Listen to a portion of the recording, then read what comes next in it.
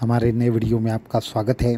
तो किस तरीके से सिर्फ गुरु चरित्र के पाठ के माध्यम से एक साधक के घर के पिशाच बाधा का नाश हुआ, ये ज़बरदस्त अनुभव आपके साथ हम शेयर करना चाहेंगे। तो गुरु चरित्र की क्या ताकत है, किस तरीके से उससे सभी प्रकार की पिशाच बाधाएं नष्ट हो सकती है, ये भी अनुभव आपके साथ शेयर करना चाहेंगे। अगर ये अनुभव पूरा का पूरा आप सुनना चाहते हैं तो इस वीडियो को एंड तक देखना ना भूलें।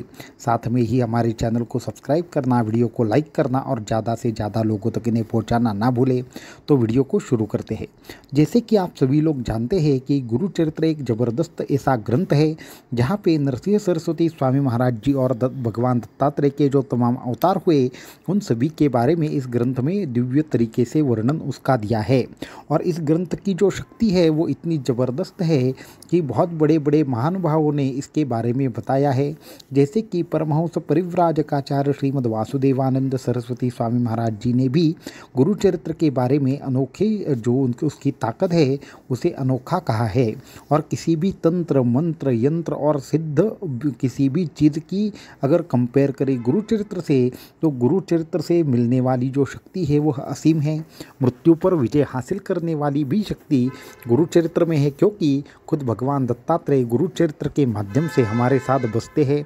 हमारे साथ जो भी चीज़ें होती है वो दिव्य तरीके से वो बदल देते हैं।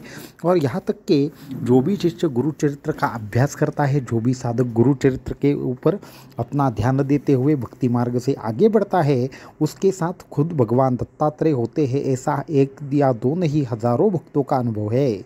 इसलिए टेम्बे स्वामी महाराज जी भी ये कहते थे कि सिर्फ गुरु चरित्र के पाठ के माध्यम से धर्म अर्थ काम मोक्ष आदि चीज़ें हासिल की जा सकती है। तो बड़े बड़े तंत्र प्रयोग हो, स्मशान प्रयोग हो, उनकी क्या बात है। यहाँ से अगर हम कहना चाहें तो मारण प्रयोग भी क्या देखते ही देखते नष्ट हो सकता है।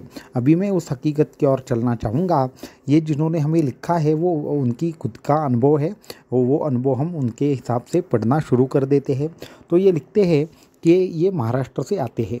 ये इनका जो गांव था वहाँ पे इन्होंने कुछ कारणों की वजह से इनको घर छोड़ना पड़ा और ये शहर में आ गए। शहर में आने के बाद इनको वहाँ के उस एरिया के बारे में ज़्यादा कुछ मालूम नहीं था, तो एक दोस्त के पहचान से एक घर ले लिया। घर लेने के बाद पता चला कि यहाँ पे आजू बाजू में ज़्यादा कुछ है नहीं, वहाँ पे बिजली का और बाकी के बहुत सारी चीज़ों का प्रश्न था। उसके बाद 10 दिन बाद पता चला कि यहाँ पे पास में ही स्मशान है और स्मशान के ही आधी जगह पर ये घर बना है। तो ये बात थोड़ा उनको अजीब लगी, परंतु ये कहते हैं कि पहले हम एक या 1.5 महीने तक कोई ऐसी अजीबोगरीब हरकतें नहीं हुई और नहीं किसी प्रकार का उनको अनुभव आया। परंतु 15 दिन के बाद जो अमावस्या थी उसके बाद विचित्र घटनाओं का घटना शुरू हो गया। ये कहते हैं कि ये इनकी पत्नी और 2 लड़के इनके साथ वो घर में रहने लगे। घर में रहने से पहले उनका जॉब वगैरह था, बाकी की चीज़ें अच्छी चल रही थी, पत्नी वगैरह एकदम ठीक थी, बच्चे भी ठीक थे। तो उनके ऊपर एकदम से क्या हो गया, अचानक से किसी न किसी प्रकार से बुरा प्रभाव पड़ना शुरू हो गया। सबसे पहली एक चीज़ होने लगी कि इनकी जो पत्नी थी उनको बुरे बुरे सपने आने लगे। सपनों में कोई आ रहा है, उनको कहीं पे ले जा रहा है और सारे घर वालों से उनको जुदा करने का प्रयास कर रहा है। ऐसे सपने उनको बार बार आने लगे। फिर भी इन्होंने ध्यान नहीं दिया, क्योंकि उस समय ऐसा था कि कुछ व्यग्रता के कारण उनका उस सभी चीज़ों के ऊपर ध्यान नहीं गया। अचानक से दोनों भी लड़के थे वो बीमार होने लगे। तो वो बीमार होने के कारण उनको फिर भी उसमें कोई असहज ऐसा नहीं लगा। उनको लगा शायद वो दूसरी जगह पे रहने के लिए आए हैं, इसलिए वहाँ का जो माहौल है उससे वो एडजस्ट हो रहे हैं।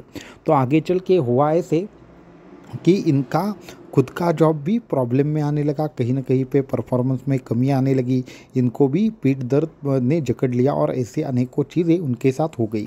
जब उनके ये समझ में आ रहा था तो वो उसमें बहुत देर हो चुकी थी, क्योंकि उनका दोस्त एक दिन इनसे मिलने के लिए घर पर आया और जैसे ही इसने घर देखा तो उसने उनको पूछा, जो ये साधक लिख रहे हैं, कि आप इस घर में क्यों रह रहे हैं। तो तब उनको प्रश्न समझ में नहीं आया। तो उन्होंने जो हकीकत बताई वो इतनी भयंकर थी। सबसे पहले तो ये जो जगह की का काम चल रहा था वो तकरीबन 10 या 15 साल के बाद ये कार्य पूर्ण हो चुका है, क्योंकि यहाँ पे जो भी लोग काम कर रहे थे इस घर को पूरी तरीके से बनाने का, उसमें से हर 15 दिन के बाद उस जगह पे किसी न किसी की मौत हुई है। ऐसे तकरीबन 3 से 4 लोगों की वहाँ पे मौत हो चुकी है। तो ये सुनकर ये साधक थे वो अत्यंत ज़्यादा घबरा गए। उसके बाद हुआ ऐसे कि वहाँ पे जो इससे पहले 2 लोग रह कर गए थे, उनके परिवार के परिवार उजड़ गए, इसलिए उस जगह को कोई खरीदता भी नहीं है और वहाँ पे रहता भी नहीं है। इसका आपको किसने ये दिया? तो तब उन्होंने कहा इस तरीके से हमें ये सब चीज़ें मिली। अब वो दूसरा घर ढूंढने में लग गए। तब तक पत्नी की हालत बहुत ख़राब हो चुकी थी, बच्चे भी थोड़ा सा डरे हुए थे। घर में पूरा का पूरा ऐसा माहौल था कि अभी कुछ नहीं होने वाला। उसके बाद ये सब चीज़ें तो चल रही थी, ऊपर से इनके जॉब को भी जाने का कहीं ना कहीं पे खतरा आ गया था। इसको छोड़कर और एक चीज़ इनके साथ बहुत भयानक हो रही थी कि ये इनके बच्चे पत्नी ये सब तो थे, परंतु इनकी जो माता जी थी वो भी घर में रहने के लिए आई थी कुछ दिन पहले। तो उनको ऐसा लग रहा था कि कोई सामने से उनको मारने का प्रयास कर रहा है, रात में कोई उनका गला दबा रहा है, अचानक से उनको कोई उठा रहा है, ऐसे अत्यंत भयावह उनको अनुभव आ रहे थे। तो ये सब होते होते इनकी तो भगवान दत्तात्रेय के ऊपर श्रद्धा थी। तो ये लिखते हैं कि हम बचपन से ही भगवान दत्तात्रेय के बड़े भक्त रहे हैं, और साथ में ही इनके जो पिताजी थे वो भी हमेशा कहते थे कि आप कहीं पे भी जाओ, परंतु आप ये जो दत्त गुरु की सेवा है वो चालू रखो। तो कहीं से इन्होंने भगवान दत्तात्रेय के एक पुस्तक के बारे में लिखा, जहाँ पे परमहंस परिव्राजकाचार्य श्रीमद् वासुदेवानंद सरस्वती स्वामी महाराज जी का इनको चरित्र मिल गया। उसके बाद इन्होंने दत्त संप्रदाय और बाकी की चीज़ों के बारे में सारी चीज़ें इन्होंने पता कर ली। उसके बाद कुछ कारणों की वजह से अभी ये अनुभव हम ज़्यादा लंबा खींचना नहीं चाहते, इसलिए शॉर्ट में यहाँ पे बताने का प्रयास कर रहे हैं। कुछ कारणों की वजह से हमारे एक साधक से इनकी मुलाकात होती है। उसके बाद उन्होंने हमें एक कॉल किया। उस कॉल में हमें कहा था कि गुरुजी ऐसे ऐसे करके है। तो उनके घर का स्पष्ट चित्र हमें दिखाई दिया। हमने उनको कहा कि आपको कहीं पे भी जाने की आवश्यकता नहीं है, आपको ये इस जगह को छोड़ना नहीं है, सिर्फ एक कार्य करें, गुरु चरित्र का आप पारायण शुरू करें और 3 पारायण शुरू करें। तो इन्होंने उत्तर में कहा कि हमारे पास कोई भी ग्रंथ की व्यवस्था नहीं है। तो हमारे जो साधक थे उनके पास गुरु चरित्र का ग्रंथ था, तो उन्होंने इनको दे दिया। तो गुरु चरित्र का जो ग्रंथ के साथ में और इनको 1-2 उपाय हमने बोले, वो उपाय हम आगे आपको बताएंगे। तो वो उपाय जैसे जैसे हमने बोले वैसे वैसे इन्होंने पूरी व्यवस्था की। इन्होंने पहला पारायण किया, दूसरा पारायण किया। दूसरे पारायण के समय तो इतनी ज़बरदस्त तरीके से इनको प्रॉब्लम आने लगी कि इनकी बीवी को अस्पताल में भर्ती करना पड़ा। तो उसके बाद भी इनको हमने कहा था कि कुछ भी हो जाए पारायण नहीं रोकना है। तीसरे पारायण के सेकेंड लास्ट डे, अभी कल पारायण खत्म होगा, तो आज ये डॉक्टर ये कह रहे हैं कि आपके पत्नी की कोई गारंटी नहीं है, अभी आप जो भी अंत्यविधि की तैयारी है वो शुरू करो, हम किसी भी प्रकार से आपके पत्नी की गारंटी नहीं लेंगे। तो ये सारी चीज़ें चल रही थी, फिर भी इन्होंने पारायण नहीं रोका। लास्ट के दिन ऐसा डॉक्टर को लगा, अचानक से पत्नी बेहोश हो गई। इनका जो लास्ट के 2 अध्याय थे वह चल रहे थे, तभी उनको कॉल आया कि शायद पत्नी को कुछ हो गया। अभी इनके मन में श्रद्धा थी, नहीं ऐसा कुछ नहीं होगा, बुरी कुछ घटना नहीं होगी, सब चीज़ें नॉर्मल होने वाली है।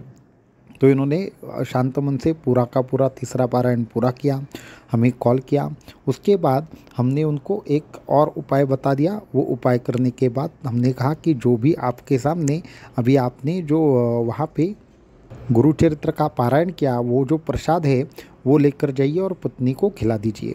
तो उन्होंने वो प्रसाद दिया, भगवान दत्तात्रेय को प्रणाम किया। भगवान दत्तात्रेय का नाम ले रहे थे, परमहंस परिव्राजकाचार्य श्रीमद् वासुदेवानंद सरस्वती स्वामी महाराज जी का नाम ले रहे थे। हॉस्पिटल में पहुँचे। हॉस्पिटल में जाते ही डॉक्टर को उन्होंने पूछा कि अभी क्या हालत है। तो उन्होंने कहा कि आपको आपकी पत्नी को 2 घंटे पहले कुछ चक्कर वगैरह आ गए थे, तो अभी वो नॉर्मल है। तो उनको पहला शॉक लगा। उसके बाद उनको क्या किया, उन्होंने प्रसाद खिलाया।